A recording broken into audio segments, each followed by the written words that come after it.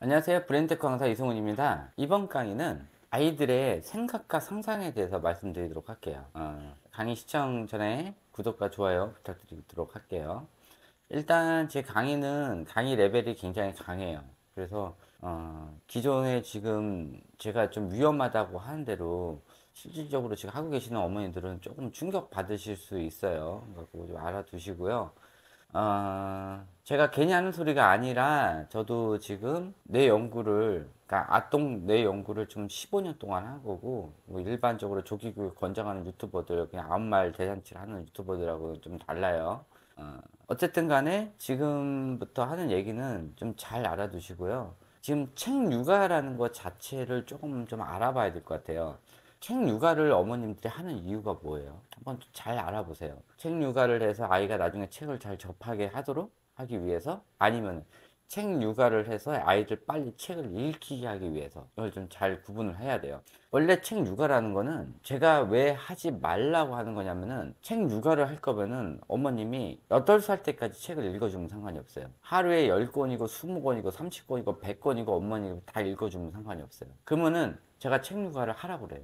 그런데 대체적으로 책 육아를 하는 이유가 뭐냐면은, 아이를 빨리 한글을 가르쳐서 아이가 직접 책을 읽게 하려고 하는 목적이 거의 90% 이상이에요. 그래서 아이들이 문제가 생기는 거예요. 어차피 책 육아 권장하는 유튜버들이 목적은 모르겠어요. 왜 일찍 하라고 하는 이유는, 뭐 뻔한 이유 중에 하나가 책 팔아먹으려고, 또 책 파는 그 업계랑 같이 연계가 돼 있어서 그걸 팔아먹게 하기 위해서 하는 이유가 1차 이유긴 한데, 또 그 전에 자기가 만들어 놨던 책이 다 그런 걸로 권장했기 때문에 그걸 뒤집는 순간 자기가 지금까지 해놨던 게 엉망이 돼버리잖아요. 그러니까 그냥 밀고 나가는 거예요. 자, 그러면은 책은 언제부터 읽어야 되냐? 학교를 간 이후부터 읽는 거예요. 본인 스스로 읽는 게 학교를 간 이후부터인데, 그러면 학교를 간 이후부터 책을 많이 읽으면 아이가 또 똑똑해지냐? 그것도 또 아니에요. 그 이유에 대해서 이제 차근차근 설명을 해드리도록 할게요. 이 생각에 관련된 게,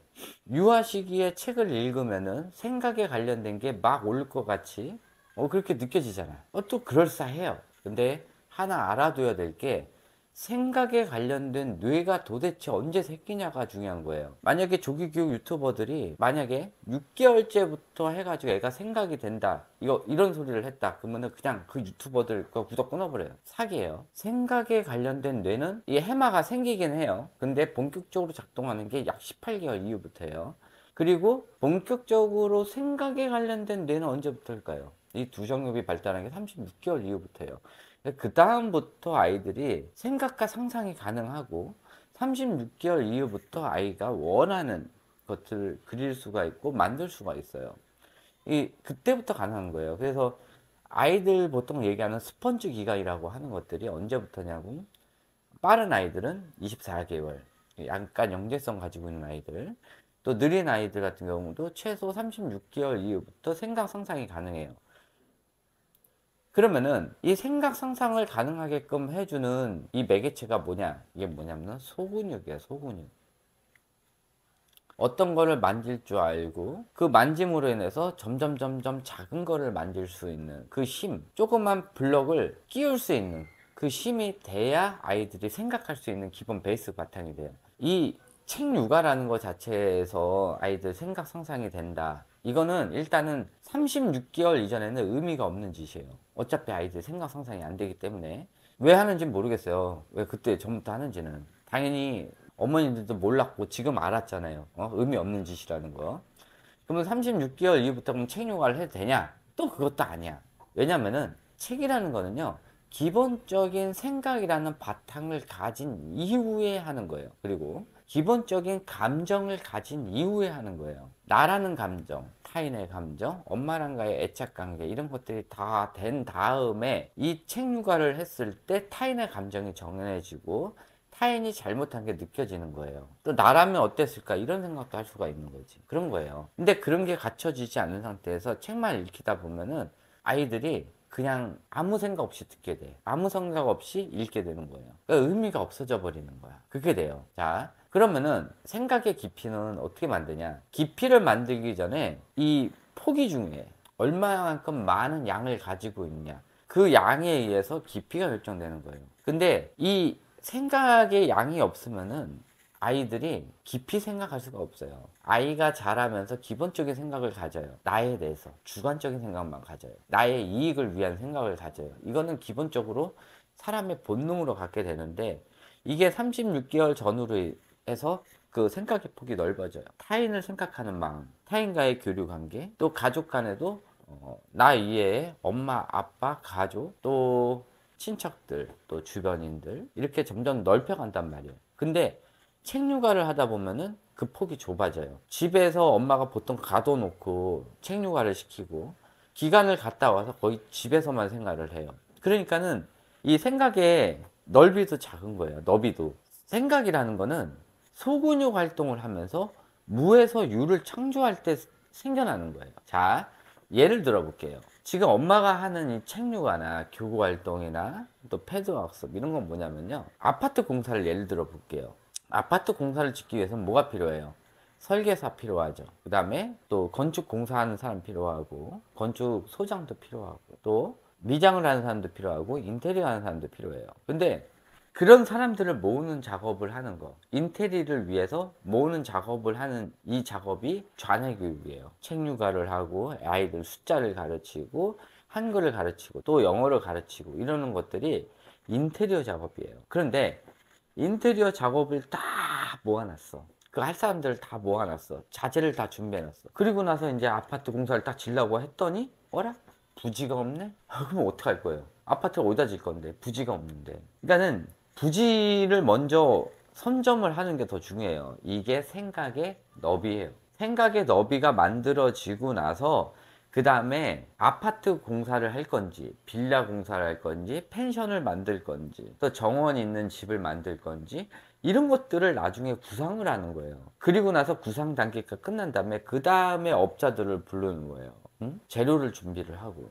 그렇게 하는 거지, 이 순서를 거꾸로 하게 되면 나중에 이 생각의 폭이 적게 되니까는 어떻게 돼요? 거기에 지을 수 있는 이 건물이 처음에 아파트 공사하려고 싹 모아놨는데 거기에 빌라가 들어갈 수도 있고 더 작은 단독주택 조그만 게 하나 들어갈 수도 있단 말이에요. 그렇게 되는 거예요. 그러니까 애들이 망가지는 거야 나중에. 이 생각이라는 거 다시 한번 말씀드리지만은 이 소근육 활동에 의해서 무에서 유를 창조하는 그 작업을 계속 반복하다 보면은 거기서 생각의 너비가 증가가 돼요. 점점. 그러니까는 오늘 하루 동안 그림을 2개를 그리고 3개를 그렸어. 내일은 또 4개를, 그 다음날 5개를 그리고, 그거랑 추가해서 아이들이 블록을 갖다 놓고 오늘은 이걸 만들어 보고 내일은 이걸 만들어 보고 그 다음날은 이걸 만들어 봐. 그러면은 얘가 오늘 동안 손으로 만든 이 작업이 얼마예요? 10개도 될 수 있고 12개도 될 수 있잖아. 그럼 12개만큼 생각의 너비가 넓어진 거예요. 이 기본적으로 만드는 거를 점점 많아질수록 생각의 너비가 많아지고요. 그 다음에 이거를 더 고차원적으로 만들게 되면은 생각의 깊이가 깊어지는 거예요. 그러면은 처음에는 조그만 물 웅덩이였는데 이것이 점점 커서 호수가 되고, 그것이 점점 커져 가지고 커다란 대형 호수가 되는 거예요. 이 호수를 만든 다음에 그 다음에 이제 이 호수를 쓰기 위해서 만드는 길을 우리가 보통 뭐라고 그래요? 그것을 사고력이라고 그래요. 근데 이 생각의 너비랑 깊이가 없는 상태에서 사고력이 만들어지겠어요? 안 만들어져요. 그러니까는 초등학교 들어가서 이 생각이 아예 없는 애들한테, 물도 없는 애들한테 사고력 수학이라고 이렇게 하는 것들이 의미가 있냐? 또 학교에 가가지고, 학교 가기 전에도 마찬가지야. 뭐 학교 가면은 제가 읽어야 된다고 그랬잖아요. 독서를 해야 된다고 얘기를 했어요. 근데 생각의 너비도 없고 깊이도 없는 이런 아이들한테 책을 아무리 읽혀봐야 아이들이 그냥 글씨 읽는 작업만 하는 거야. 그러니까는 아무런 소용이 없는 거예요. 그래서 이 책류가 같은 게 의미가 없다는 거예요. 미리 하는 게. 차라리 그 시간에 아이를 만들기 그리기를 더 많이 시켜주면은 아이들이 생각의 너비도 깊어지고 생각의 폭도 넓어지고 깊이도 깊어지면서 아이들이 그 다음부터 하는 것들이 왜라는 의문점을 가져요. 그러면서 엄마한테 엄마 이거 왜 그래 왜 그래 왜 그러면은 엄마랑 그거에 대해서 왜라는 거에 대해서 주고받고 하면서 아이가 뭐가 늘어요? 화형 언어가 늘어요. 화형 언어가 늘다 보면은 이것이 뭐가 좋으냐면은 활용 언어가 좋은 아이들이 나중에 문장 이해력이 높아지고 문해력이 그러니까 높아지는 거예요. 문해력이 높아지는 아이들이 나중에 문장을 읽었을 때 두 줄, 세 줄이 되더라도 그걸 이해를 할 수가 있는 거예요. 이 생각이 없고 그냥 책만 읽힌 애들은 나중에 학교 가가지고 문장 두 줄만 넘어가도 무슨 뜻인지 몰라요. 그런 현상이 발생되게 되는 거예요. 책만 많이 읽힌다고 애들이 생각한다고 그러는 거 잘못된 거고, 오히려 이 변형계가 망가져요. 왜? 집에서 맨날 책만 읽다 보니까는 사회성이 떨어져, 자연 친화지능이 떨어져. 그러다 보니까는 생각의 깊이가 줄어들고, 대체적으로 책을 많이 읽히는 엄마들의 특징이 뭐냐면은 아이가 왜라는 질문을 안 해요. 만약에 왜라는 질문을 하더라도 그걸 대답을 안 해줘요. 왜라는 질문이 아이가 끝나는 순간부터 아이는 생각하는 능력이 그다음부터는 줄어들게 돼 있어요. 아이의 왜라는 질문조차를 안 했다. 그러면 아이는 얘는 생각이 없는 아이야. 기본적으로 생각의 폭이 요만한 애예요. 요만한 애들. 책을 얘가 수천만 권을 읽더라도 생각의 폭은 요만해요. 왜라는 질문을 안 한다는 것 자체는 생각이 없는다는 소리고 호기심이 없다는 소리야. 아이가 호기심이 많아져야 생각의 폭이 넓어져요. 깊이가 깊어져요.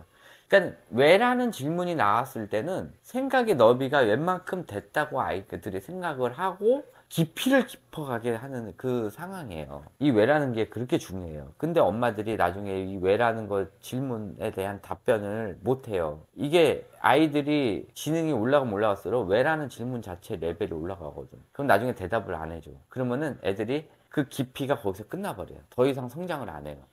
그럼 그 정도 선에서 엄마가 끊어버린 거야. 대답을 안 해주는 순간. 그래서 이게 굉장히 중요해요. 창의적인 답변도 괜찮아요. 아이가 엉뚱한 소리를 많이 하는 아이들, 이런 애들이 생각이 굉장히 많은 아이들이에요. 이런 애들은 오히려 칭찬을 해줘야지, 오히려 너는 왜 엉뚱한 소리를 많이 해? 너는 왜 이상한 소리를 많이 해? 이런 피드백을 해줬다. 그러면 아이는 생각을 안 하게 돼요. 그렇게 해서 생각을 하는 거지 책을 읽어서 생각을 하는 게 아니에요. 저로 말씀드릴 것 같으면은 저희 책을 거의 안 읽었어요. 학교 가서는 어쩔 수 없이 읽어야 되는 게 있죠. 그걸 읽었긴 했는데 제가 뇌가 조금 망가졌어요.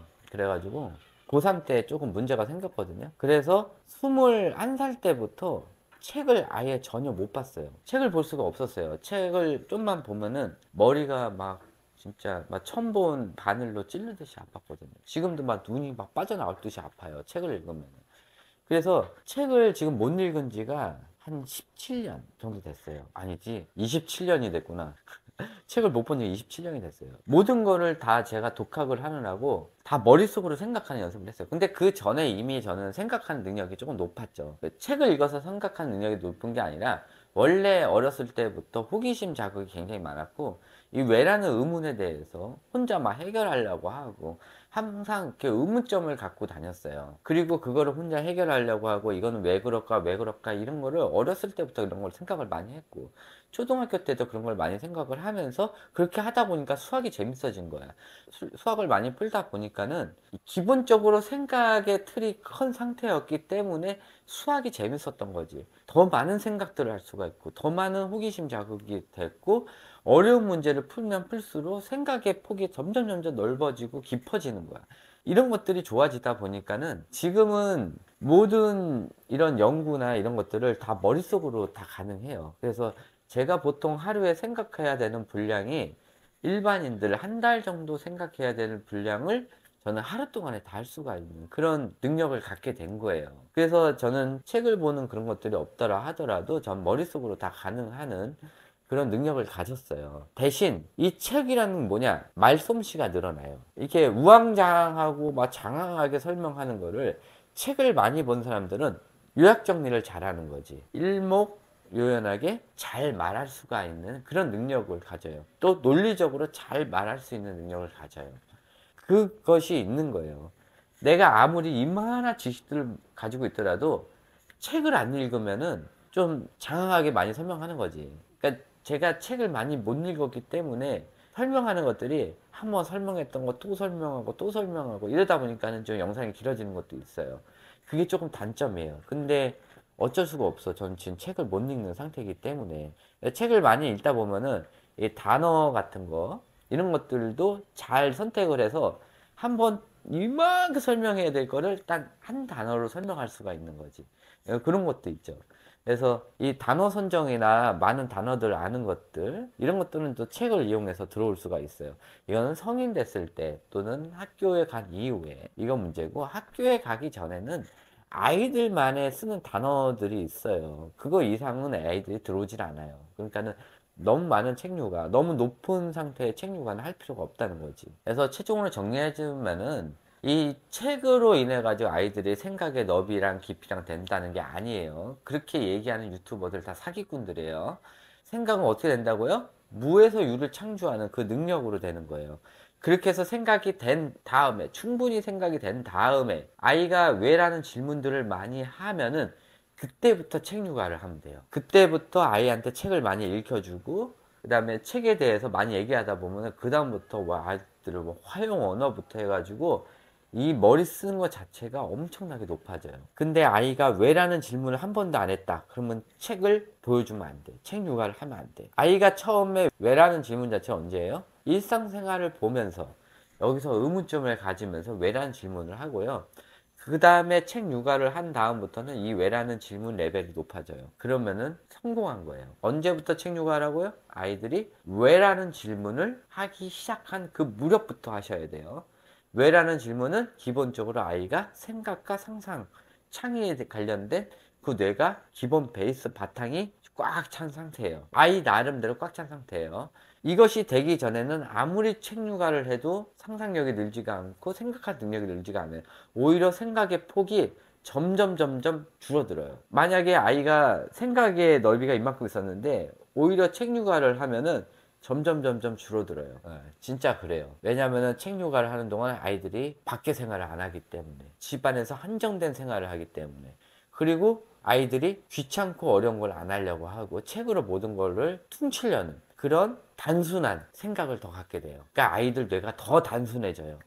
1차원적인 생각을 갖게 돼요. 그렇게 돼요. 하여튼 그 책 육아와 지금 생각에 관련돼서 얘기를 해줬어요. 그래서 뭐 잘 알아두시고요.